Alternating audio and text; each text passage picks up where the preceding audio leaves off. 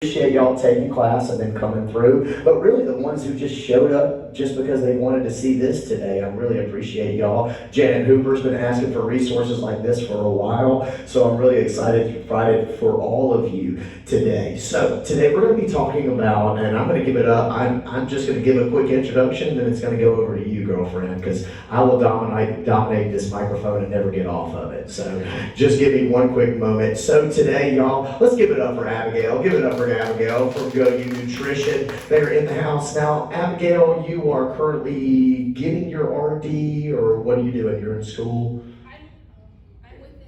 Do I go now? Let's see. There you go. Can you hear me? There you go. Okay, I'm a dietetic intern, so this is just my process so that way I can become a registered dietitian. There's a certain amount of hours that I have to do, so roughly 1,200 hours, and this is just part of it. That's awesome. So the reason why I bring that up is because here at Row House, we want to give y'all good knowledge on things like this. You know, there's fly-by-night nutritionists who just get some certification online and then they try to sell you something afterwards, okay? Now, I don't know, Abigail might try to sell you something, but the point I'm making is we were very intentional with the resources that we brought to y'all and make sure that it's people with a good knowledge base. And Abigail is exactly that. So today she's going to be talking about properly fueling your body.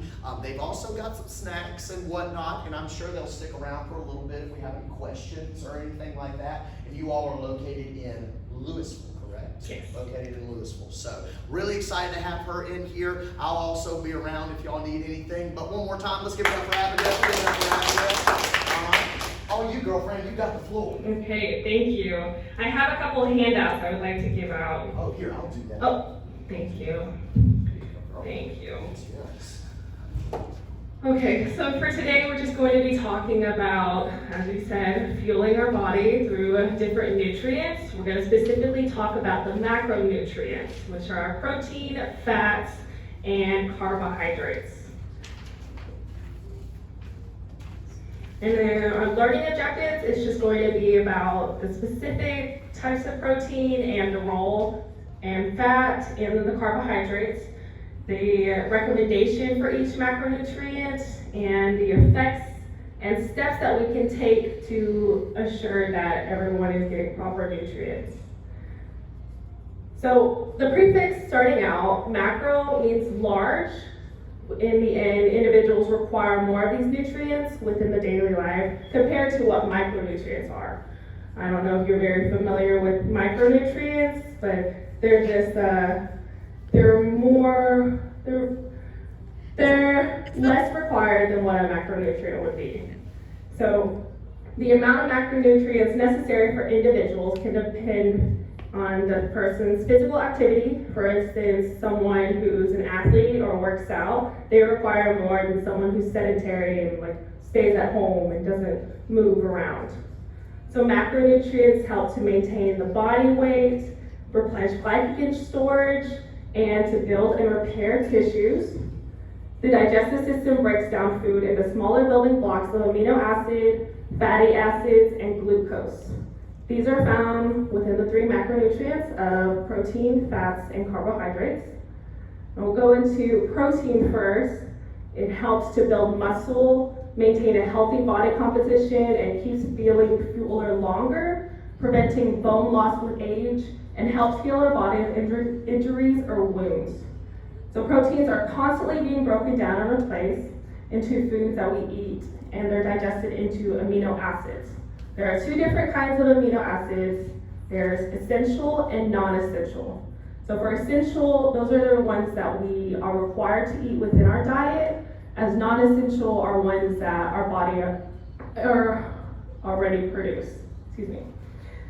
So for example, essential high foods would be nutrient-dense sources like low-fat or fat-free dairy products, chicken, turkey, fish, and soy products, as well as legumes and beans.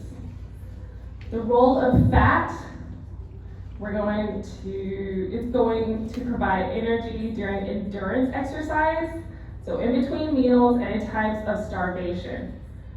Fat is an essential component of cell membranes, allowing to store energy and cushion organs and your bones.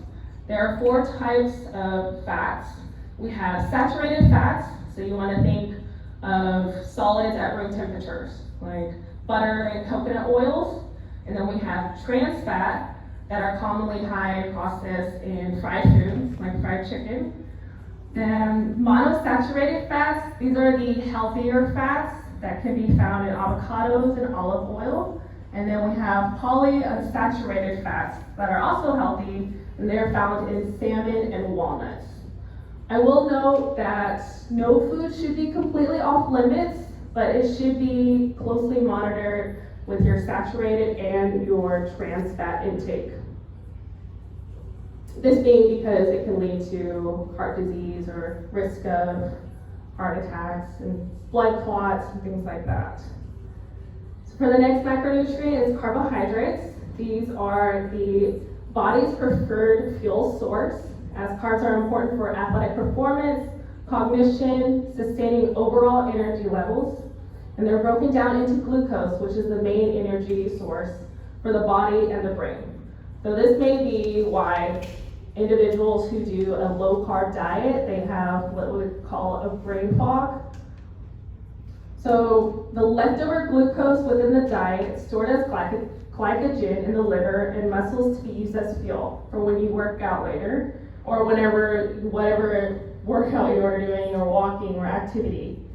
As the intensity of exercise increases, the amount of carbohydrate required increases as well. So the types of carbohydrate we have are simple and complex. Simple are easy for the body to break down for energy, such as potato chips or white chips, and these are good whenever you are needing a quick energy, but it can also be terrible in the long run. It can make you feel drowsy and hungry sooner. So if you're wanting something very quick, I would recommend this to give that burst of energy. For the complex, this requires more time for the body to be broken down and are better sources of energy over time. So you're looking at starchy vegetables, potatoes, rice, and pasta, as this is due to the dietary fiber that helps to slow the absorption of sugar within the body. So for recommendations, carbohydrates, it is required 45 to 65% of calories should come from carbohydrates.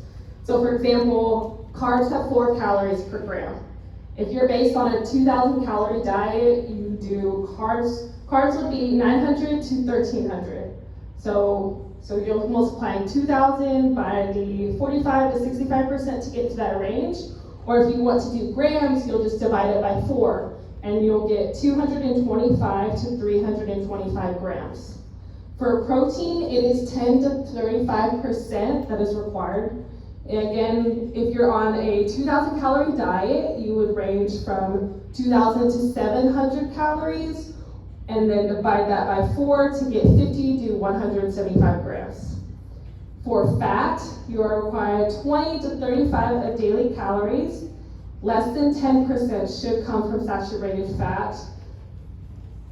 Fat has 9 calories per gram, so based on a 2,000 calorie diet, you have 400 to 700 calories, or 44 to 78 grams.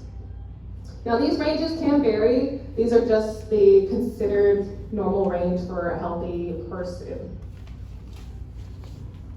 The effects of lack of macronutrients can cause, restricting daily calories to a small window is a pretty popular thing that has been happening lately, especially with people who are wanting to work out more because they're wanting a lean body physique. This can be terrible in the long run for individuals, as macronutrients are involved in immune cell metabolism and protein synthesis for your muscles. The immune system's ability to clear viruses and bacteria and other pathogens are dependent upon adequate supply. So a strict diet plan can hurt an individual's ability and performance, making them be tired, not have enough energy, losing focus, and low energy levels, as well as an increased risk of injury.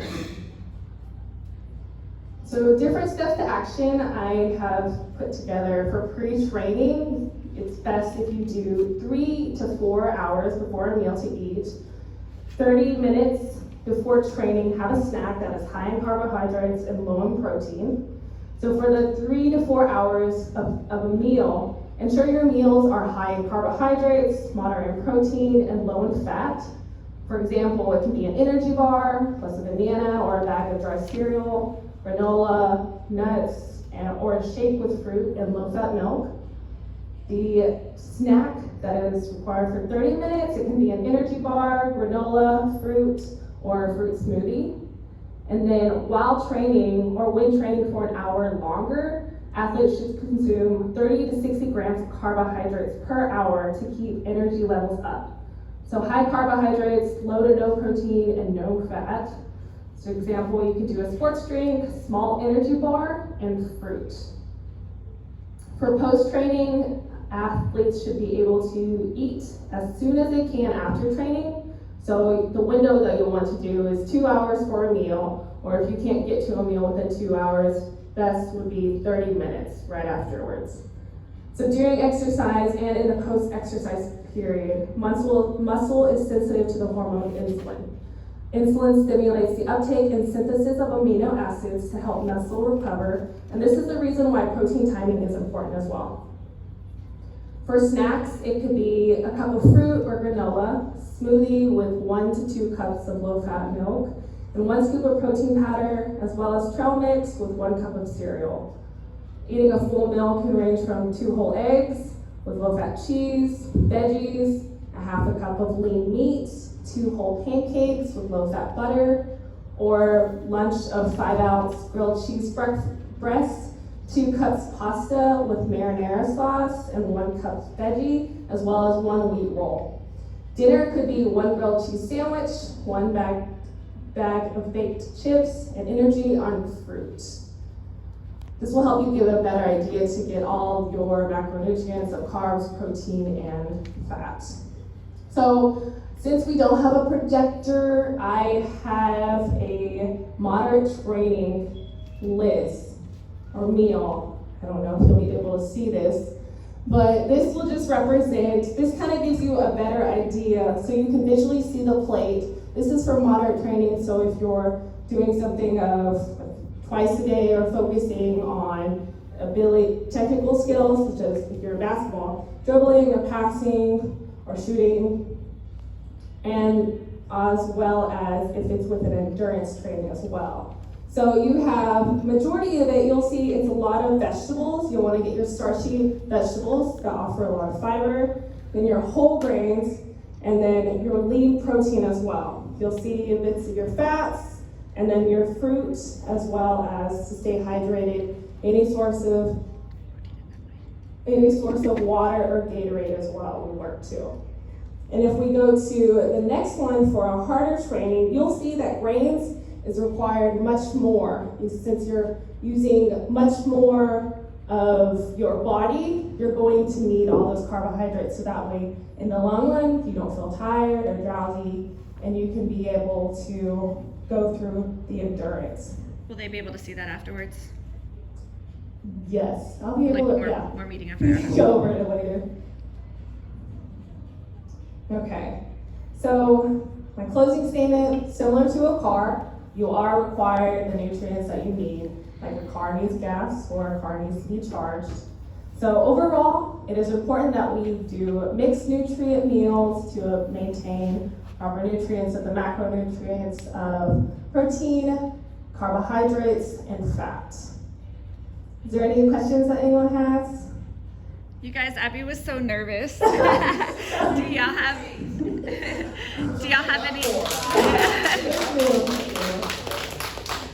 I assume that answered everyone's questions then. I know that some people were wanting to do more of this. I'll just kind of ask them, like, and pardon me if you mentioned this, but do you have any, I know a lot of folks like to drink things like protein shakes and other supplements and things of that nature.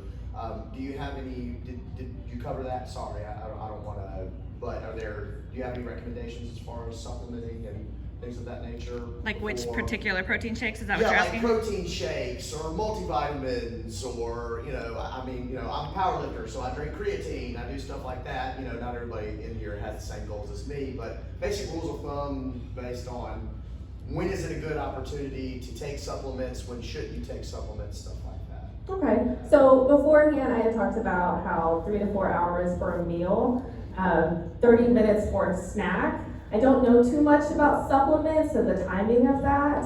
I would. So, as far as the protein shakes go, I generally recommend that people don't do the low carb protein shakes because you need that carb to repair muscle after a workout. Me personally, my stomach it just doesn't handle that kind of stuff after a workout, so I do the protein shake before, and there is some evidence that does seem to help with muscle repair in the same manner that short window she was talking about afterwards does.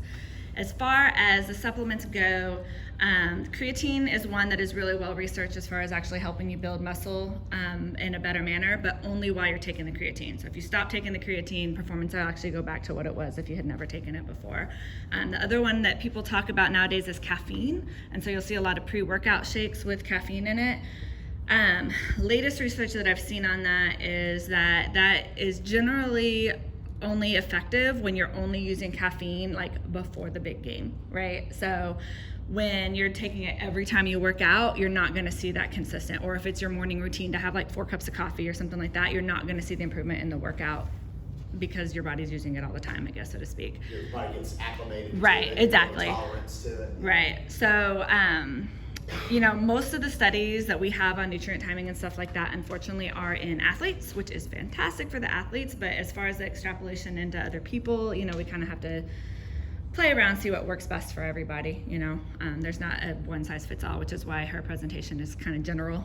Just we one-on-one can do a little bit more in-depth conversations, right? Yep. And where would they go for 101? Where are you all located? What's your address? I'm Next door? terrible, That kind of and thing. I forgot all of my brochures and cards, so I will drop some off here later. But I'm located in Louisville, but I'm only seeing clients virtually right now. But my website is goyounutrition.com, so it's GOYOU nutrition.com, and you can check me out there if you want, and you can actually schedule an appointment there if that's something that you're interested in. I will say that my emphasis tends to be on mental health, and so I work a lot in like body image and, like she said, fueling for, we talked about fueling your body because that was what this presentation was about, but it's very similar to fuel your brain for, all the things that your brain has to do as well. The brain is a part of the body, Right. right? Listen. Well, thank y'all so much. Just give it up one more time. Thank you.